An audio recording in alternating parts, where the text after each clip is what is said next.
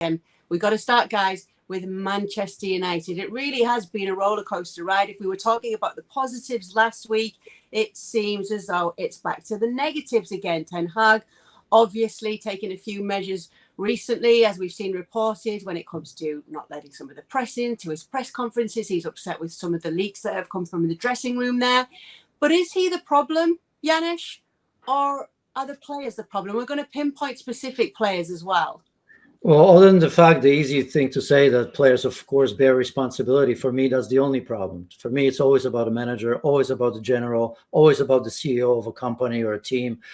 In this case, a manager, right? He sets the tone, and there's many different ways to go about it. But he seems to me has a massive, massive ego, and because of that, instead of getting players better, he punishes players. So it works at times, right? I mean, Ronaldo, pretty big ego, and he got rid of him. We liked it because it does work in the short term. But then after that, you have to show progress. You have to show that you have a plan and how to go about that. And I don't think that we've seen it. And as it stands right now, I mean, this United team, if anything, it's regressing from last year. It's just that, I've said it on the show before that Ten Hag will be gone this season. I got a little bit worried recently, right? Because they've won 5 out of 6, although I didn't know how, because it wasn't impressive and it wasn't against great teams, but they've done it.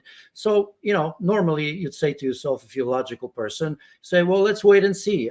But yet, every time you play the big players, you see that lack of character, and that's not something that's associated with Manchester United. So, as Dutch teams go, and players as well, we know they're hard, and Ten Hag is no different from some of the other great Dutch managers.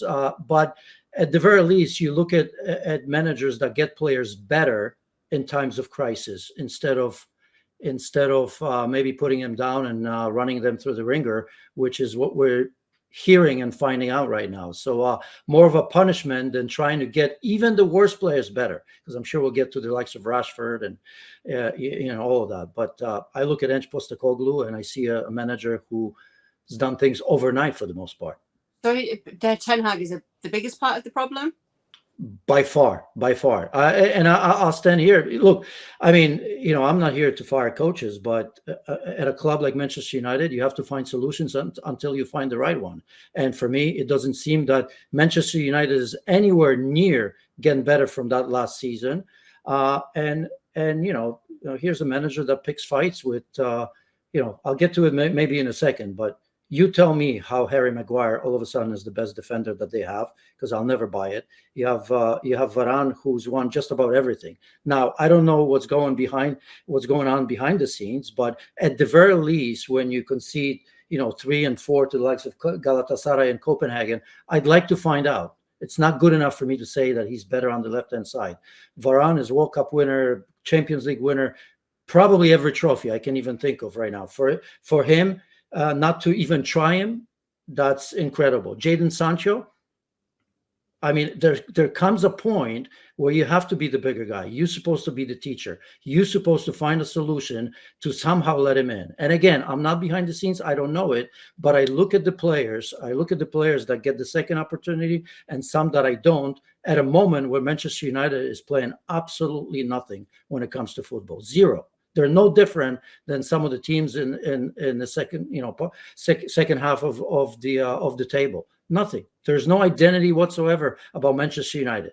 I mean, I don't want to get into Chelsea, but this weekend, Manchester United against Chelsea, 2 faceless teams. I have no idea, if you ask me, who's going to win. Okay, so let's just look at it then, Ryan, because obviously you're saying there, Janusz, they're no better than teams in the lower half of the table. But as you just mentioned yourself, it was 5 wins out of the last 6 before this game against Newcastle. How? Exactly. Okay, how? Why is that the feeling, Ryan, that it feels like we can't really give them praise, even though the statistics are saying they were winning those games. But then as soon as it comes apart, like we saw against Newcastle, it's very easy to go, oh, well, here we go. This is what we were expecting because of what we've seen. Yeah.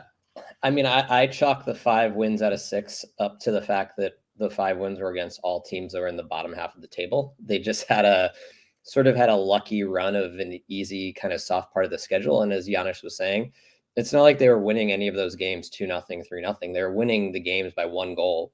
winning games by 1 goal against bad teams is not the sign of a good team, and it's not a sustainable way of playing. I mean, against Everton, they were outshot like 25-5, and this is, Everton we're talking about. And so I think, like, with Man U, it's so easy to get caught up in the short term, whether it's with, they win a couple of games and now they're back in the title race, or no, they lose a couple of games, they need to fire the manager, where I think it's just useful to look at the whole. And like, they have a negative goal differential through 14 games. Like, this is Manchester United, one of the richest teams in the world. Like, I think that says everything to me. So that's why I'd had to go on. Go on, Janusz. And just to add to that, I mean, you look at Newcastle, I mean, just as many, if not more injuries, more impactful, right?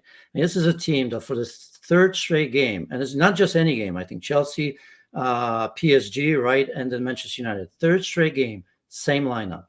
I mean, the first half was demolition. It was 14-2 shots. I mean, you'd think that Newcastle could be tired coming off of such a game. I know Manchester United are in Europe as well. But you look at that and you say to yourself, how is that possible? It's just a manner in the body language of the player, the want to play for their supporters, for Eddie Howe, for each other, right? Lewis Miles, young players just flying out of nowhere because they look around and they believe in what's being put out there, right? I mean, Eddie Howe is a great manager. We all know that, but he finds ways, right? I mean, they don't always play this beautiful football. Very often, as we've seen in Europe, they play long if they have to, but they play for each other. You don't see any of that, and I just think that for the most part is, I don't know, sitting here, of course, so far away, if they gave up on the manager, but it surely seems like that. And once that seeps into the dressing room, it's very difficult. And yes, it's on the players. Yes, could Marcus Rashford play better? Could Anthony Martial finally? Let's talk about Marcus Rashford then. That's exactly where I want to start, because this, Ryan, has been picked up on the FC show last night. Stevie Nichol's been pretty critical of him on last night's show. Let's hit on his struggles here, because this is a player who we've seen give the best of himself and do so single-handedly sometimes. Last season, we're saying, can this continue? Can this stay this way with Marcus Rashford for another season? What are we seeing from him now? To me, Rashford, like, in some ways, the criticism of him this season, he's like a victim of his own success, where he had such a hot run last year that he really, like, I think we're seeing this year that, like, the players at Man U, they were probably fortunate. They probably weren't one of the 4 best teams in the Premier League last year, in my opinion, ultimately. Mm-hmm. And they had some great individual performances, whether it's Casemiro scoring a ton of goals or Rashford just like deciding games by himself throughout the entire winter. It seemed like that boosted them into the top 4. I think for me, Rashford, like, he's not. I don't view Rashford as like one of these attackers. He's not like a high touch attacker. Let's say he's not like Mo Salah. He's going to touch the ball 50 times a game. He's going to drive the ball into the penalty area. He's going to create, and he's also going to score goals. Like, he's not one of those players. He's an off-ball runner who's very reliant on his teammates to get him the ball. And I think that, like, with Rashford, I think he's the kind of player that his performances are somewhat symptomatic of the team as a whole. So if he's not getting the ball on the ball as much in dangerous areas, it's because the team behind him is dysfunctional. And I don't know if I look at Rashford as a player that's going to, like, single-handedly hold a very dysfunctional team like Manchester United in the top 4. So yeah, he's playing worse than he did last year, but I think he's the kind of player that sort of plays worse when the rest of the team's playing worse, and vice versa.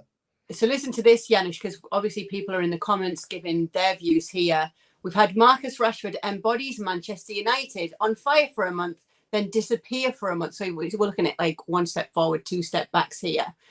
What are we going to put this down to? What's his part? What is going on with Marcus Rashford? Does he have that desire in him to be playing under Ten Hag? I think Ryan said it perfectly. I mean, he has to have a stable environment around him. And there are players like that. And we may not like him. I mean, if I had to say straight up, he seems soft to me. He's a soft player. That doesn't mean that he's not a very good player. But for players like that, you need an environment. Right? Remember, you asked me a few months ago. I'm sorry? Define soft to me in footballing terms.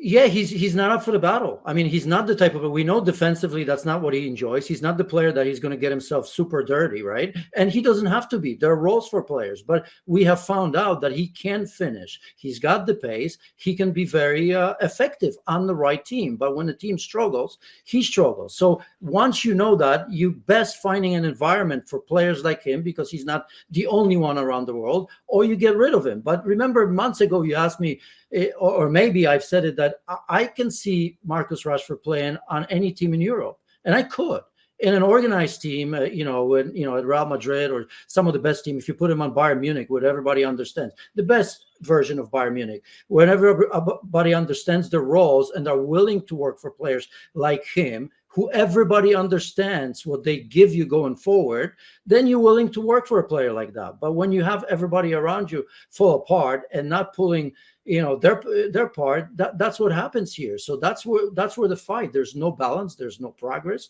there's no identity. With Ten Hag, I mean, we were promised all kinds of things, but at the very least, hard work and pressing. Well, I think Rashford can initiate that, but after that, he's not going to be the one chasing people all over pitch. I think we all understood that, but I'd be willing to live with that, knowing that in behind you have players that truly understands what the manager wants and they believe and buy into that. But I don't see that. So how can he be successful? Right. I do think we can rule Manchester United out of the title race this season. But Pep Guardiola is pretty confident that despite the competition around him this campaign, Manchester City are still going to win it. My feeling today, we're going to win the Premier League. Today, if you ask me, we're going to win the Premier League. If we play in the level, so Liverpool and Tottenham, we are going to win it again. The people don't believe it already for 3 draws. But, yeah, we're going to do it again, knowing that it's not easy because no team have done it yet. So that's why the difficulty is there. So it was last season, it was this season, but if you ask me today what you're feeling, we're going to do it again. 3 winless games, Ryan. Chelsea, Liverpool and Spurs. What patterns have we seen across those 3 games that Manchester City have drawn that are coming back up and reoccurring? Yeah, to me, the overarching pattern is that they kind of got unlucky. In Trent Alexander-Arnold hits a fantastic shot against City in a game that was mostly one-sided, in my opinion.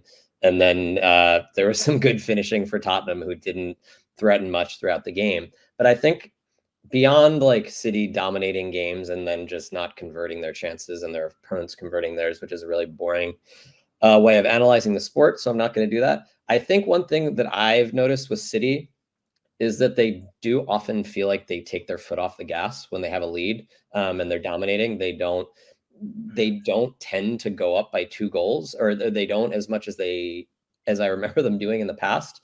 In the Liverpool game, for example, they dominate, they take the lead, and then they're just unable to kill them off.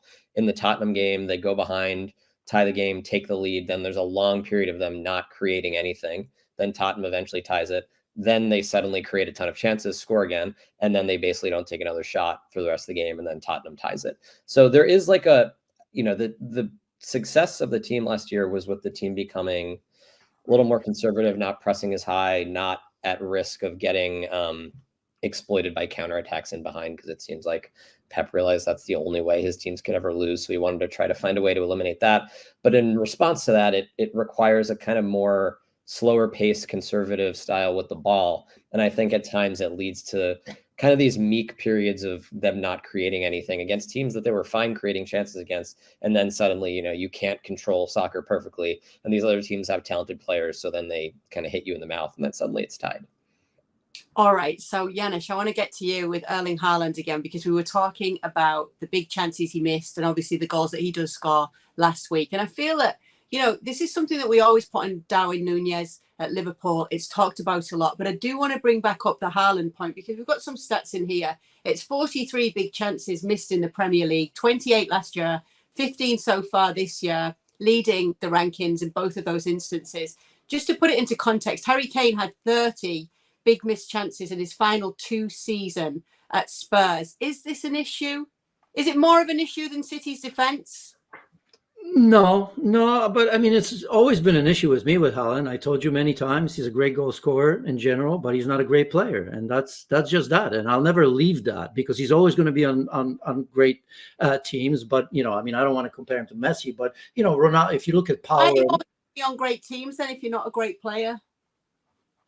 you can be a great goal scorer and do very little after that, right? I mean, he's missed a lot of chances. Maybe one day he's going to be scoring every other one, right? But Harry Kane's doing this all the time, right? And as I told you before, I'd rather have Harry Kane than him on that team because he has that sophistication. There's more to his game. He's young, he may learn, and in the end, everybody's going to have the last laugh at me.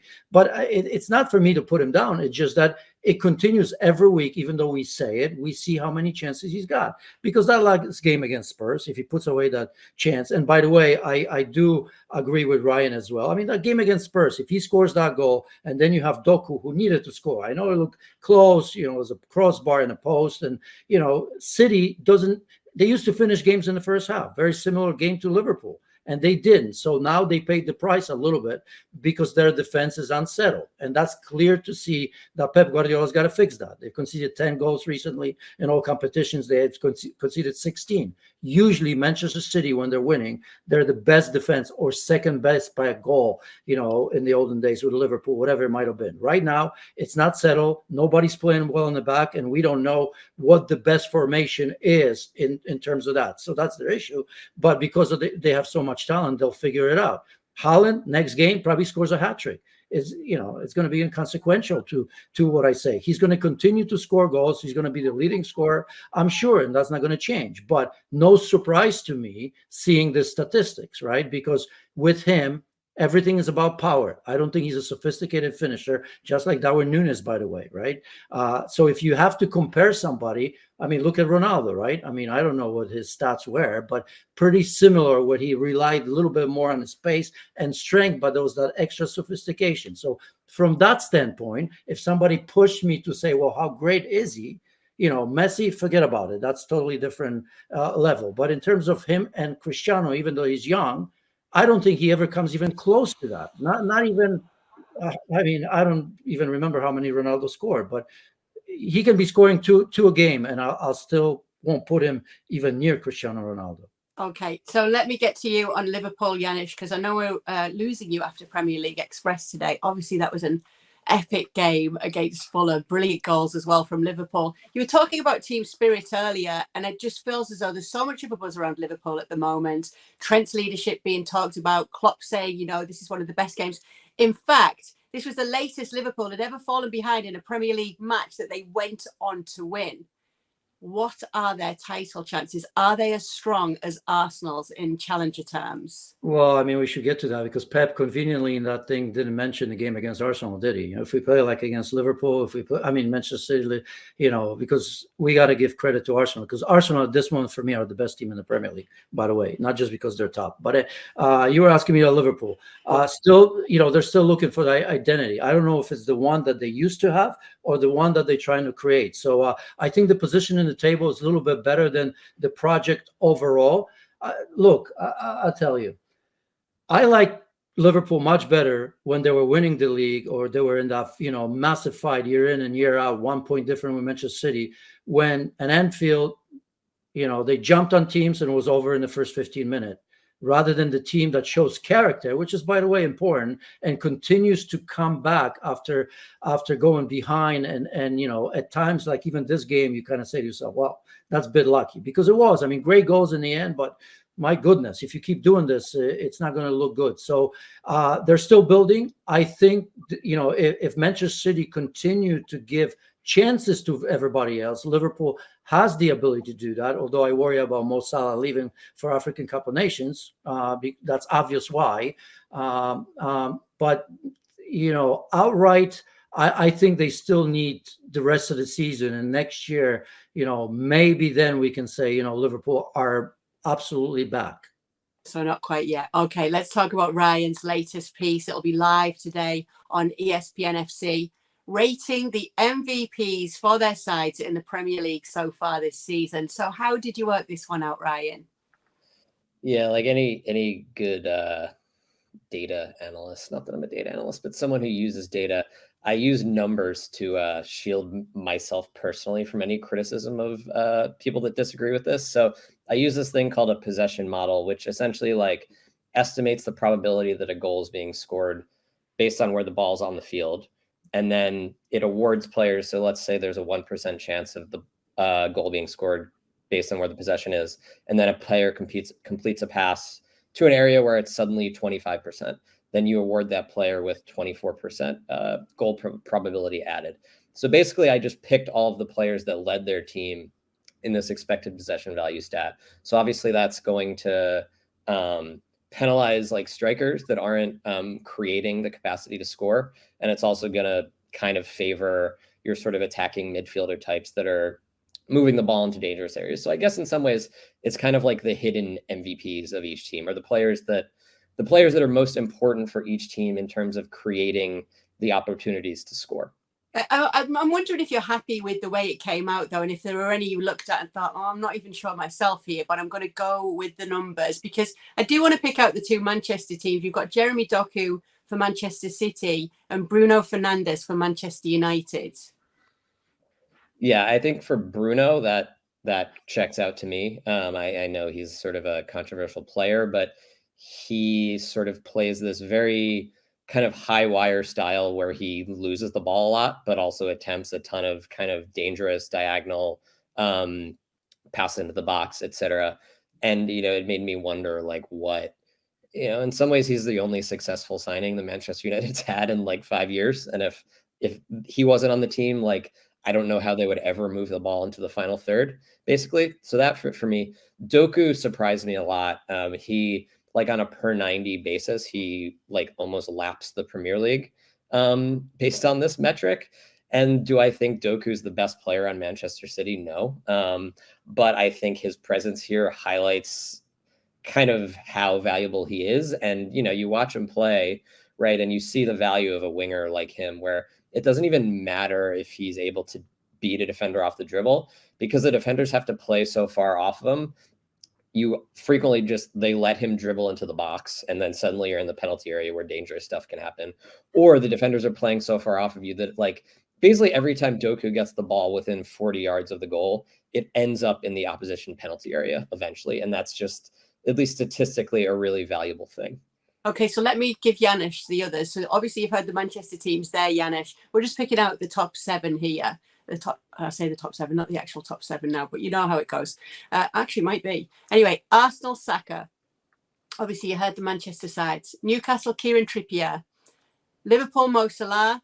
Chelsea, Raheem Sterling. Spurs, Dejan Kulusevski. Anything that you disagree with here?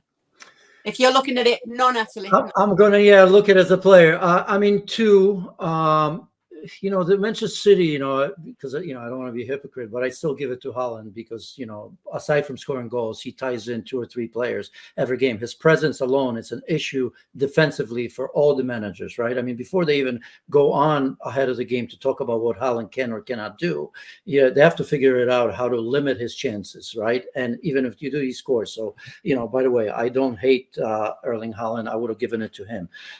Now, with Newcastle, Ryan, who'd you pick? Trippier. It's hard to argue against it, but I would. Kay knows my love for Rodri, but I think, if you look at Bruno Guimaraes, he's probably one of those midfielders that we never talk about or not talk about enough, because he's been absolutely exceptional. I think for me, him and I would throw Joelinton together, because it's impossible. What they do in that midfield is everything that's good that happens for them is down to them. And the spark plug, there's Miguel Almiron. So I just named 3, but I have to pick one. So I'm going with Bruno Guimaraes, because I'll tell you what, as much as I love Rodri, if I had to dig deep down, even into stats and everything else, I think that Guimaraes comes very, very close to Rodri and one of my favorite players. The other one was, give me quickly, Arsenal. I didn't. Spurs. Spurs. Look, and I love Dejan Kulusevski. This was hard to, and I don't even know if I'll disagree, especially after this last game, because he was again exceptional. And how happy he must be, Kay and Ryan. You probably know him. Max Allegri or here with Ange Postecoglou, and the freedom, and 4 in the back here, so he doesn't have to worry about being a wing back at Juventus that Max yells at, hey, where you go and stay back, where you go and stay back, one of them. So that's why I think we see Dejan playing as well. So it's not a disagreement, but I think human song, because to fill in the shoes of Harry Kane, I mean, the guy's got 9 goals and 2 assists, right? In a different role, you can say, because he's playing central, not that he hasn't. And of course, we have a sample of that, because remember a couple of years back, I think he finished top scorer with Mo Salah. I think lost out just on assists as well. By the way, in that season, for me, he was the best player in the league, even though he didn't get it. So it's not new, but I'd still give it to him, because I think you can see how happy he is. He's mentioned that on numerous occasions, that he fell in love with Ange Postecoglou in the first conversation. And, I don't want to say he's pulling Spurs, because Kulusevski's helping, but, just the fact to come in for somebody like Harry Kane and to score as many goals as he's had already, that takes some doing. I'll tell you what, that is a phone call coming through for you, Janusz. It's from your fellow board members at the Rodri fan club. They would like a word with you. So we're going to let you go and put out a few fires over there. Thanks so much for being with us. Thanks, guys.